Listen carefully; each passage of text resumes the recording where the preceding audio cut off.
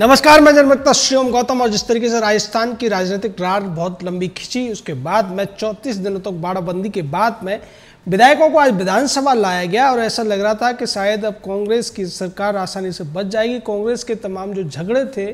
वो दूर हो गए हैं, लेकिन ऐसा हुआ नहीं। आज जब विधानसभा के अंदर नज़ारा देखने को मिला, उससे स्पष्ट हो गया कि अशोक गहलोत और उनके खेमे के विधायक सचिन पायलट और उनके साथियों को अब वो सम्मान देने के मूड में नहीं है जो पहले उन्हें मिला हुआ था। आज जिस तरीके से सचिन पायलट की कुर्सी बदली गई और उनको उठाकर पीछे की तरफ वहां भेज दिया गया जहां से भारतीय जनता पार्टी के विधायक शुरू होते हैं, निर्दलीय विधायकों के पास सचिन पायलट को बिठाया गया और इसको लेकर भारतीय जनता पार्टी की तरफ से जब बार बार सवाल किया गया, इसको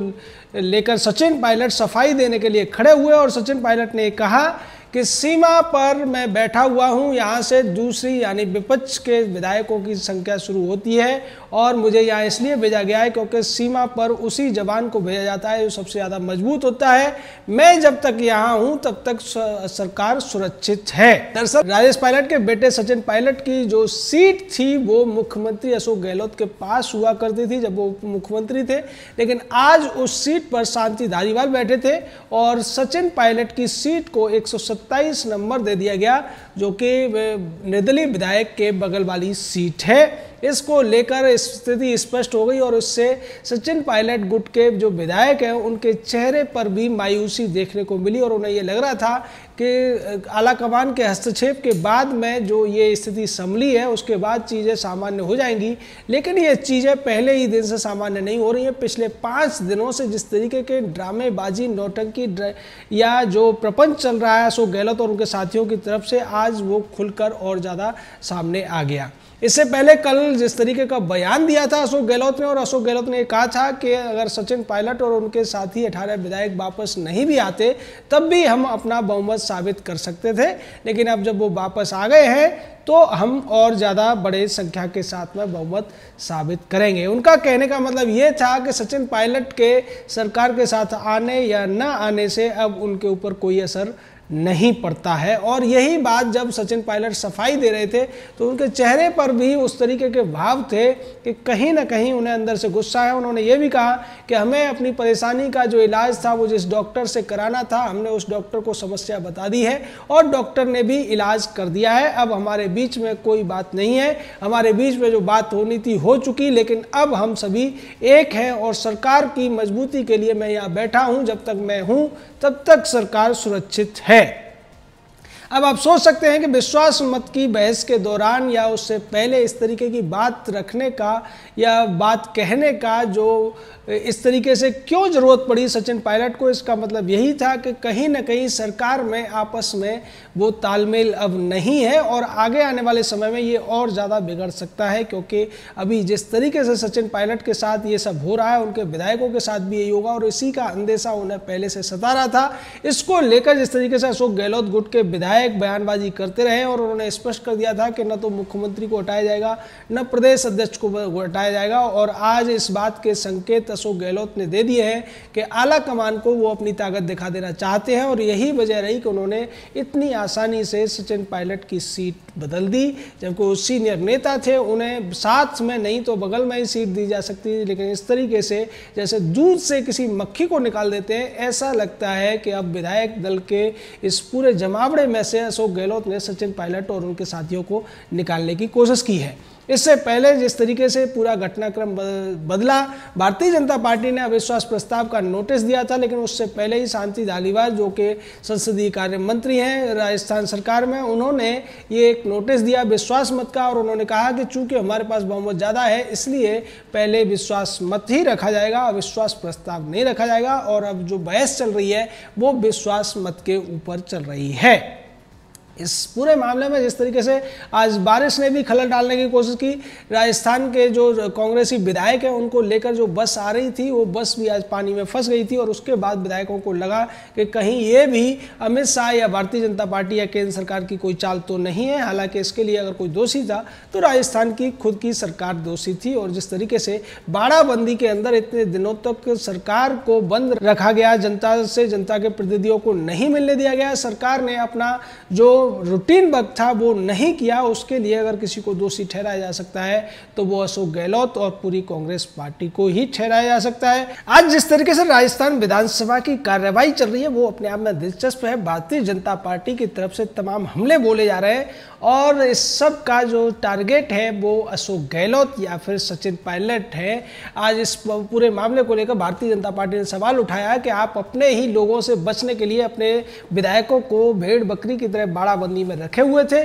जब भारतीय जनता पार्टी के विधायक जनता के बीच जाकर जनता का दुख दर्द सुन रहे थे, उसकी मदद कर रहे थे, तब कांग्रेस पार्टी के विधायक जिन्हें सत्ता संभालने के लिए दी गई थी वो बाड़ाबंदी में भेड़ बकरियों की तरह बंद थे। उनके ऊपर तमाम पाबंदियां लगी हुई थी और मुख्यमंत्री अपने ही पूर्व उप मुख्यमंत्री के खिलाफ ऐसी ऐसी बातें कर रहे थे। वो कह रहे थे कि 18 महीने से शक्ल नहीं देखी, बात नहीं की और वो अच्छे कपड़े पहनता है, अच्छी अंग्रेजी बोलता है, इसलिए बड़ा नेता नहीं हो गया, निकम्मा है, नकारा है। तो ये सारी जो बातें पिछले 34-35 दिनों में अशोक गहलोत ने कही थी वो अब उन्हीं के सामने बोली जा रही थी और इससे न केवल सचिन पायलट खेमे के विधायकों को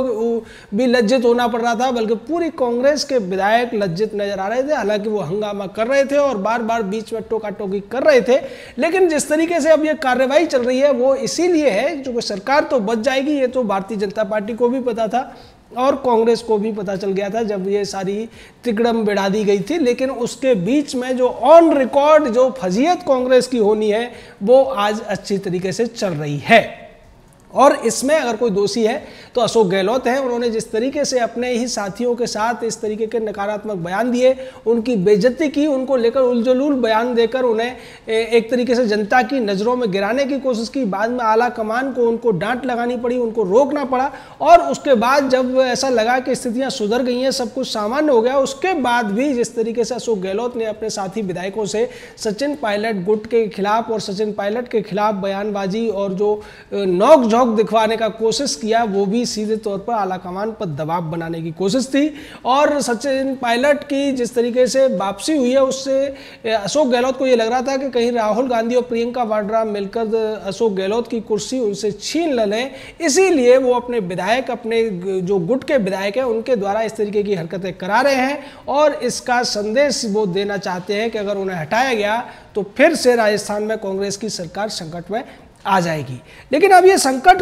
कब खत्म होगा इसको लेकर कयास लगाए जा रहे हैं। आज हालांकि विश्वास मत अगर आज ही होता है पूरा या ये बहस सोमवार तक चल सकती है तो इसमें जीत जाने की संभावना है, लेकिन जो 6 महीने आने वाले होंगे जिसमें कि अशोक गहलोत सरकार को एक तरीके से संजीवनी मिल जाएगी, उन 6 महीनों के अंदर कांग्रेस का जो ये सिर फुटबॉल है ये सड़क पर आने वाला है और सचिन पायलट इस अपमान को इतनी आसानी से पीने वाले नहीं है। वो युवा है, उनकी रगों में जो खून बहता है वो युवाओं का खून है और युवा इतनी जल्दी किसी अपमान को इतनी आसानी से पी जाए उनसे ऐसी उम्मीद नहीं की जा सकती है। वहीं दूसरी तरफ सचिन पायलट के साथ के जो ज़्यादातर विधायक हैं वो भी जिस तरीके की बैकग्राउंड से आते हैं उसके बाद ये भी समझा जा सकता है कि कहीं ना कहीं कांग्रेस में ये लड़ाई इतनी आसानी से शांत होने वाली नहीं है। 6 महीने बाद क्या स्थिति रहेगी उसकी भविष्यवाणी तो हम नहीं कर सकते हैं, लेकिन जो अंदेशा दिखाई दे रहा है, जो आज की परिस्थिति दिखाई दे रही है और जिस तरीके से भारतीय जनता पार्टी इस पूरे के पूरे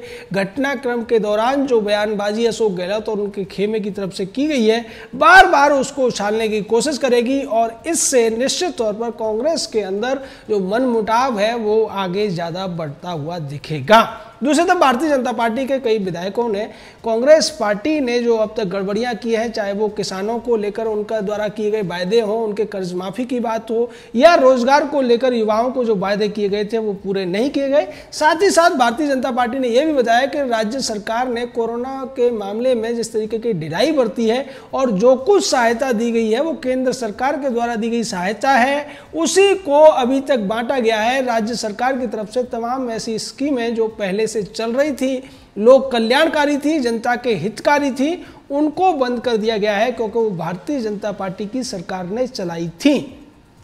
तो इस तरीके से कांग्रेस पार्टी की जो सरकार है वो न केवल अपने ही विधायकों के साथ द्वेष करती है बल्कि उस जनता के साथ भी द्वेष कर रही है, उसके साथ भी भेदभाव कर रही है जिसने उसे वोट देकर यहाँ कुर्सी पर बिठाया है, सत्ता सौंपी है, और उसके प्रति भी, जनता के प्रति भी कांग्रेस की सरकार वफादार नहीं है। ये एक बहुत बड़ा प्रश्न है और इसको लेकर भारतीय जनता पार्टी विपक्ष के नाते सवाल उठाती रहेगी, जिसको बार बार कांग्रेसी विधायकों ने टोकने की कोशिश की और यहाँ तक कहने की कोशिश की कि ये नकारा विपक्ष है। तो इस पर भी भारतीय जनता पार्टी ने कहा कि आपका दोष नहीं है, आपके मुख्यमंत्री अपने ही पूर्व अध्यक्ष और पूर्व उप मुख्यमंत्री को नकारा निकम्मा कह सकते हैं, तो आप हमें ऐसा कहें तो हम इसका बहुत ज़्यादा बुरा नहीं मानेंगे, क्योंकि पूरी जनता जो है, राजस्थान की 8 करोड़ जनता आज कांग्रेस पार्टी को, कांग्रेस के विधायकों को और कांग्रेसी सरकार को निकम्मा, नकारा और धोखेबाज कहती हुई नजर आ रही है। जय हिंद, जय भारत।